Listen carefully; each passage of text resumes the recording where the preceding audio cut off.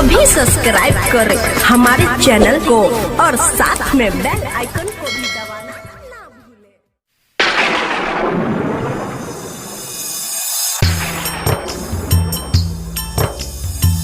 नजर मिला आप सुन रहे हैं दीपक म्यूजिक नजर छोड़े चल गेल हाथ छोड़ा के तरप हम रह गेलों गे थकलन मुँह घुमा के कसम से भुला दे जान गे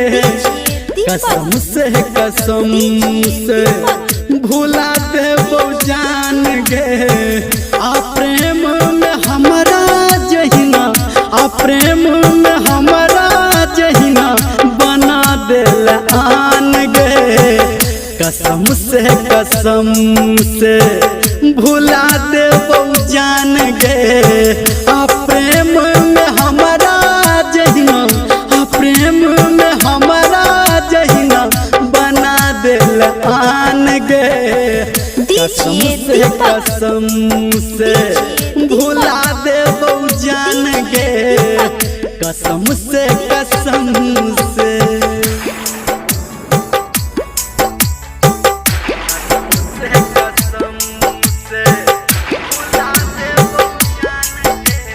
डीजे संजय सम्राट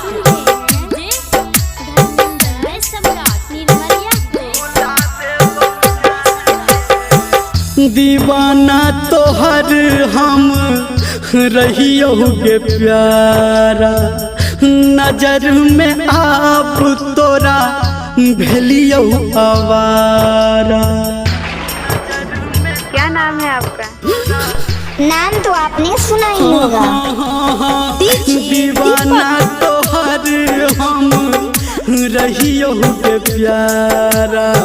नजर में आप तोरा भेलियो आवारा आ तोरे ला तू दिल हमर लहले प्राण गे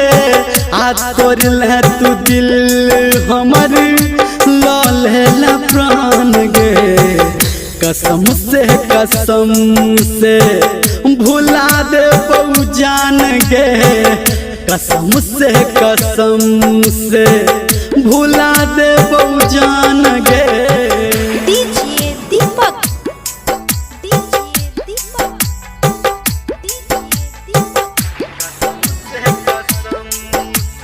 डीजे संजय सम्राट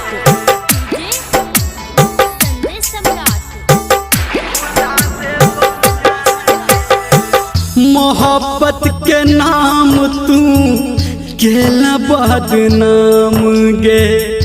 हमरा तू प्यार के लगा दिल दाम गे कहाँ घर है? मोहब्बत के नाम बजरंग चौक से चौर केला बदनाम गे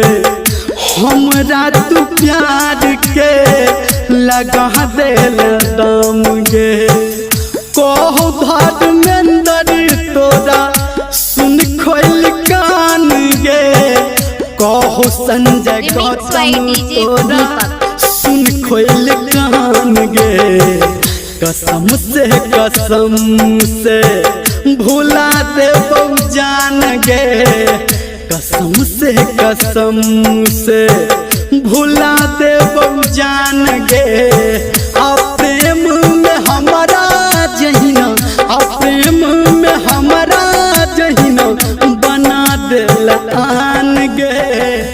कसम से भुला दे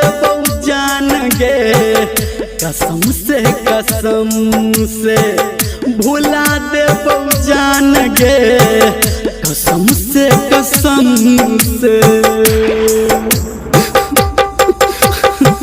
रिमिक्स वाई डीजे दीपक।